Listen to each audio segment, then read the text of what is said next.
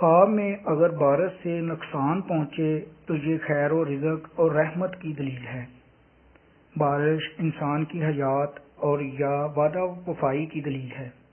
اگر بارش صرف متعین جگہ میں ہو تو یہ اس کے اہل کے غم و حزن میں مبتلا ہونے یا خود صاحب خواب کو پریشانی لاحق ہونے کی دلیل ہے، یعنی کہ صرف ان کے گھر میں اگر ہوگی جس نے خواب دیکھا ہے تو وہ اس کے لیے پریشانی لاحق ہونے کی دلیل پہ ہے۔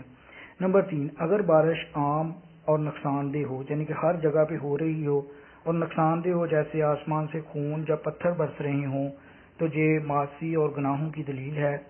اس آدمی کو توبہ کرنی چاہیے اگر وہ یہ خواب دیکھتا ہے، اور اگر صاحب خواب مسافر ہو تو اس کا سفر تعطل کا شکار ہوگا، یعنی کہ اس کے سفر میں کوئی رکاوٹ آ جائے گی یا سفر رک جائے گا۔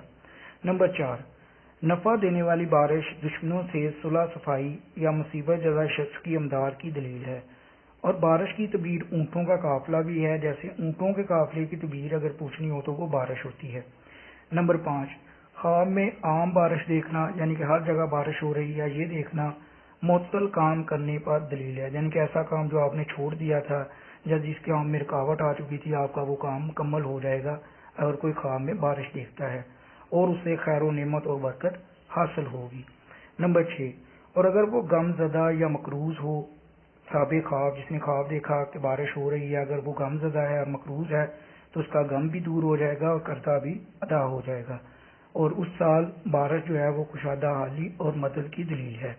نمبر 7، صرف اپنے گھر میں بارش کا نزول، دوسروں گھروں پر اسے خیر و منافعت اور کرامت حاصل ہوگی۔ جو دیکھے کہ بارش کا پانی ہر جانب بہتا ہے اور درختوں کو اکھاڑ رہا ہے تو یہ وقت کے بادشاہ یا اس جگہ کا جو رئیس ہے اس کی طرف سے فتنہ و فساد برپا کرنے کی دلیل ہے۔ اگر زمین پر خون کی بارش ہو تو عذاب کی علامت ہے۔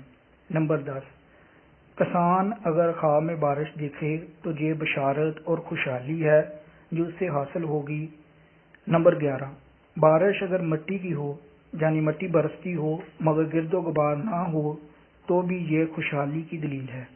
نمبر 12، اور اگر شہد کی بارش ہو ہر طرح کے آدمی تو یہ ہر طرح کے آدمی کے لیے خیر کی دلیل ہے۔ گھی، دودھ اور روغن زیتون کی بارش کی بھی یہی تعبیر ہے۔ رحمت اس کے دین اور انسان کی کشادگی اور مدد کی دلیل ہے۔ بارش کبھی نازل شدہ آفات پر دلیل ہے، جیسے ٹڈیاں، اولے اور آندھی، خصوصاً جب اس میں آگ اور اس کا پانی گرم ہو۔ بارش فتنوں اور خون ریزی پر بھی دلالت کرتی ہے۔ 13، اور بے وقت کی بارش امراض اور بیماریوں کی دلیل ہے، یعنی کہ بے وقت کی جب بارش کی ضرورت نہیں ہوتی، جب فصلیں پکی ہوتی ہیں، اگر تب بارش ہوتی ہوئی دیکھے تو یہ امراض اور بیماریوں کی دلیل ہے۔ نمبر 14، اور اپنے وقت پر ہونے والی بارش سفر یا عمل ترک کرنے یا مرض یا فقر کے سبب اس کے کام ملتوی ہونے یا جیل میں قید ہونے کی دلیل ہے۔